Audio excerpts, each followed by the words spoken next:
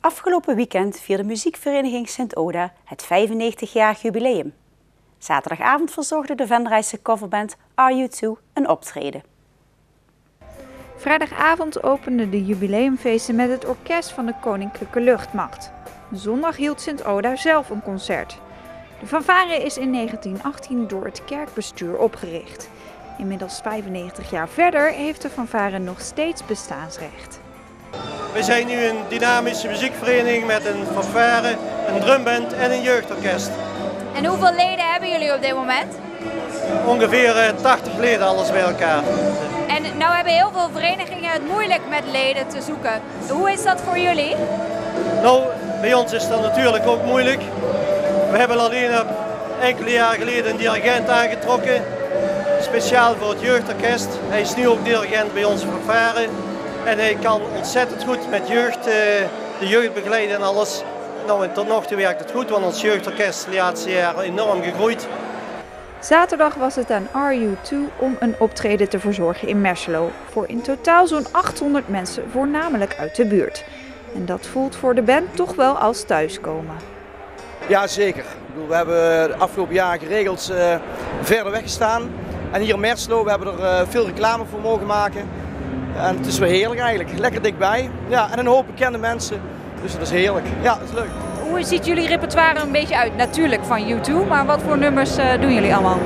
Ja, eigenlijk van alles. We proberen een mix te maken met de hits, de nummers die iedereen wil horen. Maar ook wat onbekendere nummers die we zelf ook heel erg mooi vinden en die ook wel gewaardeerd worden door echte U2-fans. En die spelen jullie natuurlijk wel vaker. Is het dan nog wel leuk om altijd diezelfde nummers te doen?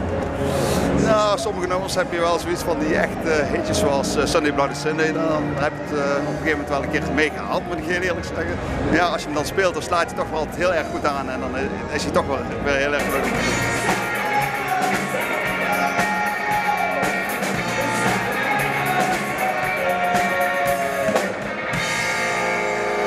En nou komt er in januari een nieuw album aan van U2. Zijn jullie daar dan zelf ook nog heel erg mee bezig?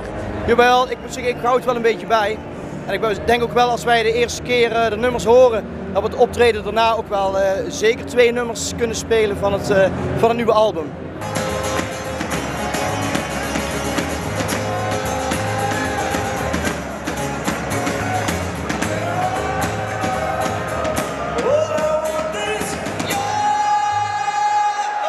En straks, na afloop, lekker even een biertje met z'n allen doen? Ja, zeker. Ja, nee, dat is leuk. En dat is ook het leuke van thuiskomen. Gewoon, dan kunnen we in ieder geval lekker een biertje met bekenden drinken.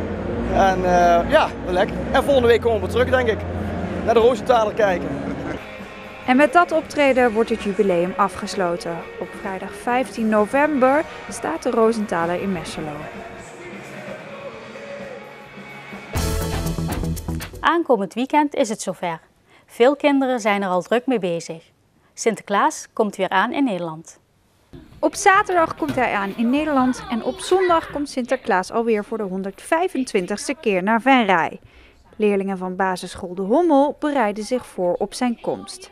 Kinderen van groep 3B zochten de route op die Sinterklaas op dit moment aan het varen is. En de leerlingen van groep 3A lazen gezamenlijk een bijzonder stripverhaal over de Goedheiligman. Het is een spannende tijd voor de kinderen. Dit weekend komt Sinterklaas naar Nederland. Heb jij er al zin in? Ja. En heb je je verlanglijstje al af? Nee. Nee. Wat ga je allemaal vragen?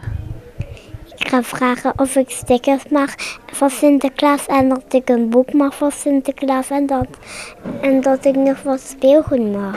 Wat zijn jullie allemaal in de klas aan het doen om je al voor te bereiden op dat Sinterklaas komt? Allemaal leuke dingen maken. Wat voor dingen? Bijvoorbeeld een verhaaltje aan lezen en zo. Wie vind jij leuker, Sinterklaas of Zwarte Piet? Zwarte Piet. Waarom Zwarte Piet? Omdat die cadeautjes brengen. Sinterklaas. Waarom Sinterklaas? Omdat hij de baas is.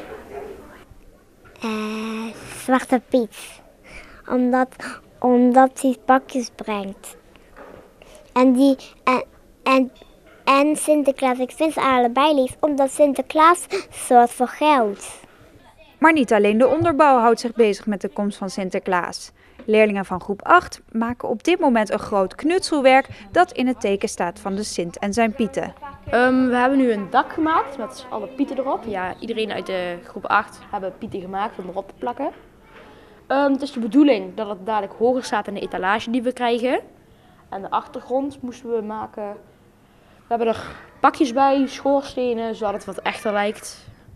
En zo kunnen we tijdens de lichtjestocht ons kunstwerk tonen.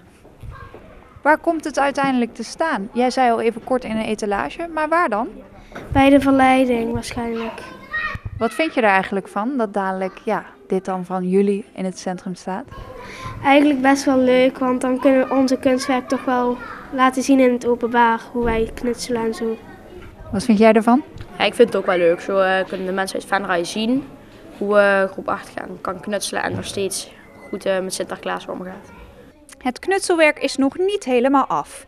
Er wordt nog een huis geknutseld voor onder het dak en er komen nog chocoladeletters boven het geheel te hangen. Eind november is de creatie te bewonderen in de etalage van de verleiding. Het hoogste punt van de bouw van het jongerencentrum is bereikt.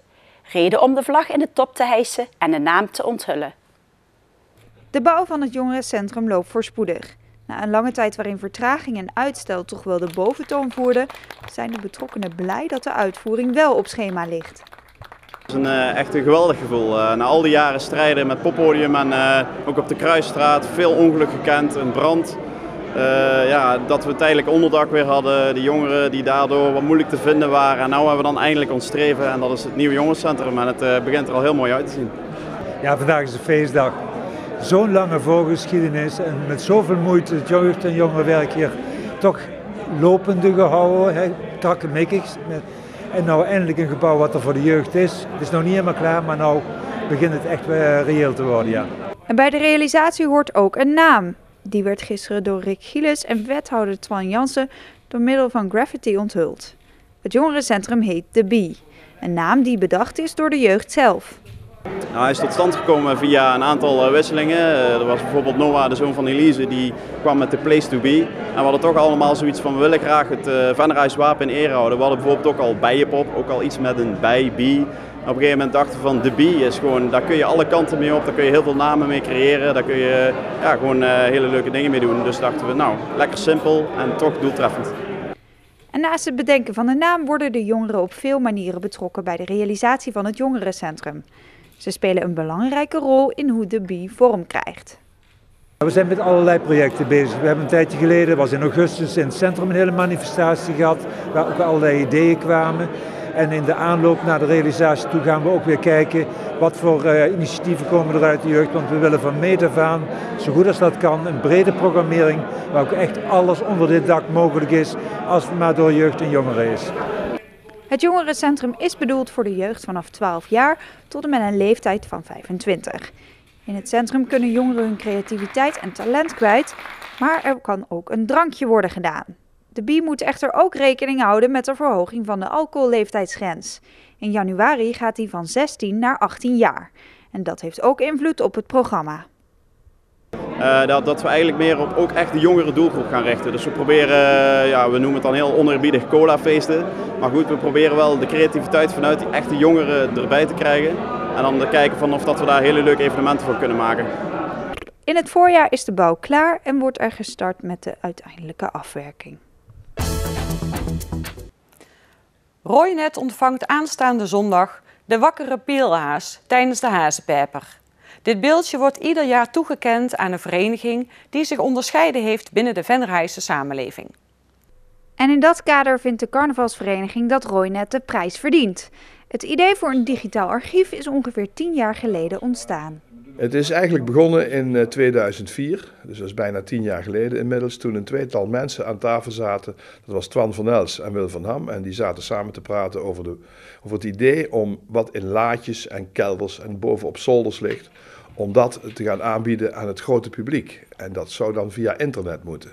Dat is eigenlijk het basisidee geweest in 2004. Daarna is er een vooronderzoek gestart. Ook werd er gekeken of het project wel haalbaar was.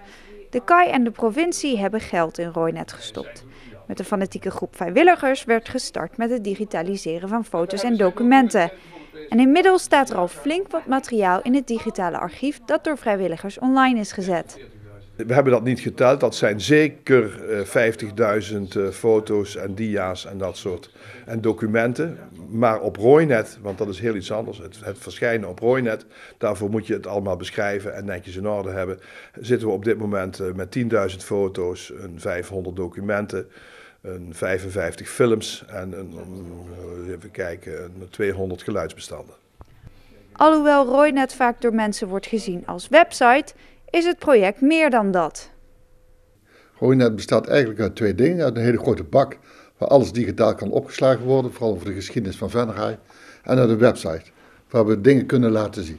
Maar alle verenigingen Venray die wat met de geschiedenis te maken hebben, of die dingen te maken hebben, die dingen hebben vanuit het verleden, kunnen gebruik maken van Roinet. Inmiddels weten veel mensen hun weg al te vinden naar Roinet. Per week trekt de website behoorlijk wat bezoekers die op zoek zijn naar archiefmateriaal. Verschrikkelijk veel mensen naar Roinet.